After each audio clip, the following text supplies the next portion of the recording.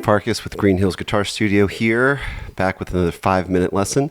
These quick, bite-sized lesson ideas are based on actual questions I get from real students while teaching guitar lessons here in Nashville, Tennessee. Okay, so this week I had a common question, which is how can you kind of connect the guitar, the fretboard of the guitar, while playing changes? And, you know, more often than not, at least lately for me, I just think of everything in triads.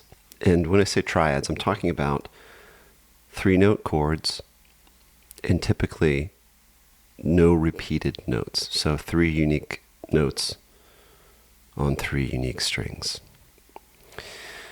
And if you learn the different versions of these triads all over the neck, it's really easy to then play lines that make sense and play chord changes that make sense. So what I was goofing around with there in the beginning of this video was a simple chord progression, 1, 6, 2, 5.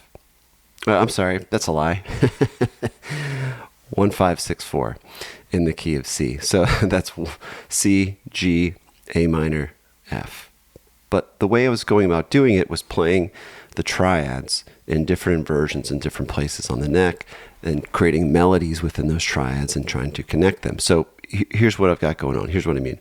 Here's my first triad. This is a C triad in the second inversion. And I'm going to play a little melody out of this. I don't know. I mean, it's not the most mind-blowing melody, but I'm just trying to get something going here. And then I'm going to move to the 5 chord, which is G. Check it out. It's right underneath your fingers. It's right there. Then an A minor root position. I drop down to an F power chord just because I'm out of room here, right? I kind of have to play this. Walking up the scale to a C chord first inversion. Create a little melody here. Resolving to G in the second inversion. A little lick into A minor.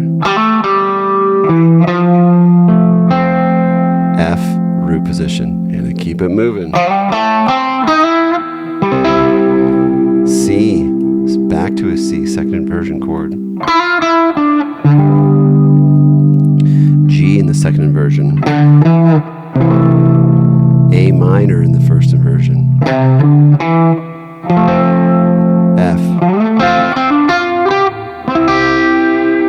And ending on a C. I could keep going, right? I could keep moving up the neck. I'm kind of staying in the lower register of the guitar because that's just the vibe I'm feeling right now.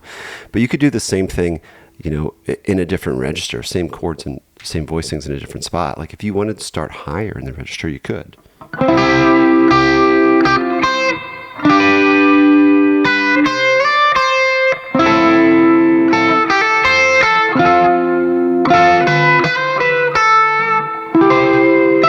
You know, and so on and so forth. The whole idea is it's just based around the ability to, no matter where you're at on the guitar, quickly recognize C, G, A minor, F, right? Those are all heavy chords. Doesn't matter where we play them at.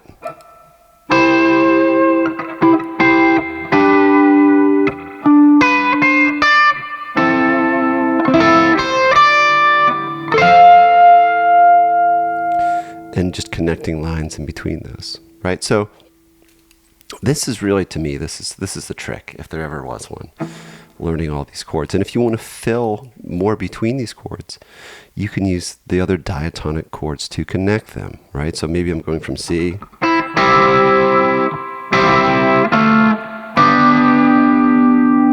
Played an F to a G.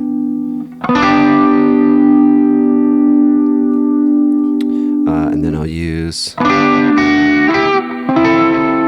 my A minor,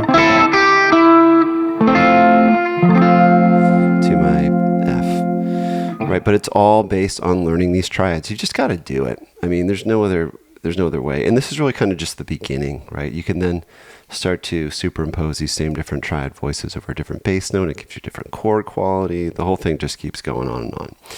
So if you don't already know your triads, just start learning them. The way I would suggest to do it is twofold. First, if you don't know all the notes on the guitar, come on, man, just learn them. It's very learnable.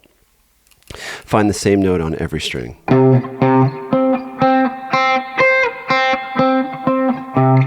Do that for all 12 notes. Easy. You can get that done in like a week or two. Seriously, just do it in that fashion. You'll be able to do it.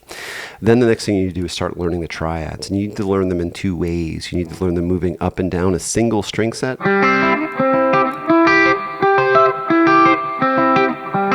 as well as moving across the strings in one position, like maybe this one.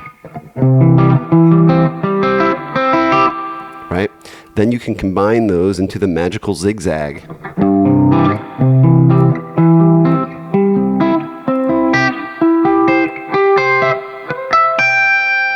Now you can just flow all over the guitar in at least one key. Then you start to build a chord progression.